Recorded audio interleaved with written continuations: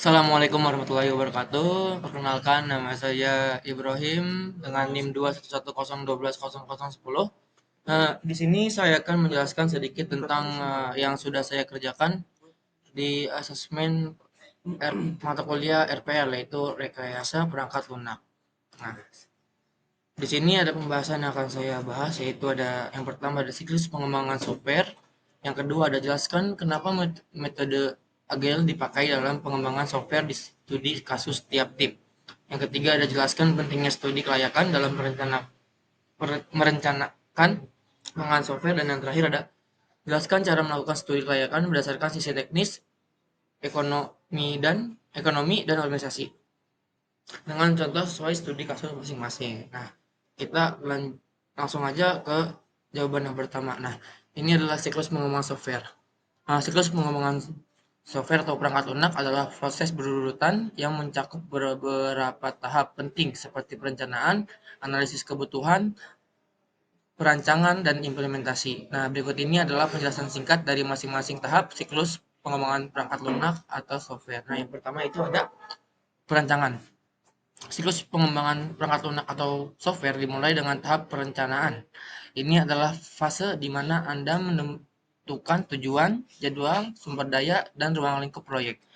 Aktivitas utama di sini termasuk menemukan pemangku kepentingan, menetapkan anggaran, membentuk tim proyek, dan membuat rencana pengembangan. Nah, setelah tahap ini selesai, dokumen rencana proyek akan dibuat yang akan memberikan petunjuk tentang apa yang harus dilakukan selama sisa siklus pengembangan. Dan tahap yang kedua yaitu analisis kebutuhan. Nah, langkah pertama analisis kebutuhan berfokus pada pemahaman dan dokumentasi kebutuhan perangkat lunak. Anda berkonsultasi dengan pemangku kepentingan seperti pengguna akhir untuk menemukan dan menentukan kebutuhan mereka. Hasilnya adalah dokumen kebutuhan yang memberikan deskripsi yang jelas tentang fungsi yang harus dipenuhi oleh perangkat lunak atau software. Yang ketiga yaitu ada perancangan. Nah, penjelasannya itu tujuan dari tahap perancangan adalah untuk merancang arsitektur, komponen, dan struktur perangkat lunak atau software secara keseluruhan. Ini mencakup mengidentifikasi persyaratan dan membuat desain teknis yang akan menjadi dasar implementasi. Selain itu, Anda harus mempertimbangkan elemen seperti kinerja, skalabilitas, dan keamanan perangkat lunak atau software. Tahap ini menghasilkan dokumen perancangan yang berisi rencana teknis untuk digunakan oleh tim pengembang. Dan yang terakhir yaitu adalah pemasangan. Nah, perangkat lunak sebenarnya dibangun berdasarkan rancangan yang telah dibuat selama tahap implementasi.